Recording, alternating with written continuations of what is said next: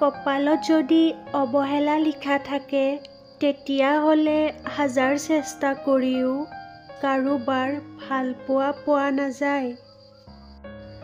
তোমাৰ কি হৈছে মই নাজানো, কিন্তু মোৰ প্ৰতি থকা তোমাৰ ভালপোৱা যে দিনে দিনে কমি গৈছে সেইটো ভালকৈয়ে বুজিছোঁ। বিচৰা মতে সকলো সম্ভৱ নহয়। প্ৰেম মানে যুগমীয়াও নহয়, আপোন মানে সকলো নিজৰ নহয়, আৰু হাঁহি থকা সকলো মানুহ সুখী নহয়। জীৱনসংগী এনেকুৱা হোৱা উচিত যাৰ সান্নিধ্যত কেৱল মৰম ভালপোৱাই নহয়, সন্মান আৰু সম্পৰ্কটোৰ মূল্য বুজাৰ সক্ষমতা থাকে।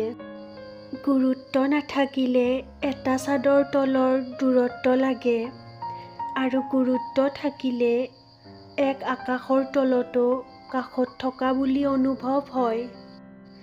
ভাল লগা মানুহৰ অলপ অৱহেলাই আমাৰ মনত অশান্তিৰ সৃষ্টি কৰিব লয়, আৰু যেতিয়া ভালপোৱা মানুহে এৰি যায় তেতিয়া কিমান সীমাহীন অশান্তিৰ বিৰাজমান হয় ভাষাৰে বুজাব নোৱাৰি।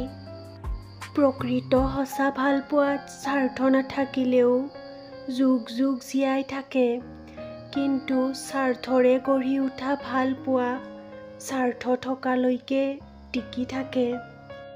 বেইমান আৰু স্বাৰ্থপৰ মানুহক দ্বিতীয়বাৰৰ কাৰণে কেতিয়াও বিশ্বাস নকৰিব।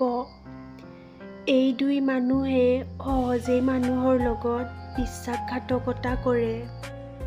বাৰে বাৰে অসফল হোৱাৰ পিছতো কেতিয়াও উৎসাহ নেহেৰুৱাবা, কাৰণ এইটোৱেই হৈছে তোমাৰ জীৱনৰ আটাইতকৈ ডাঙৰ সফলতা।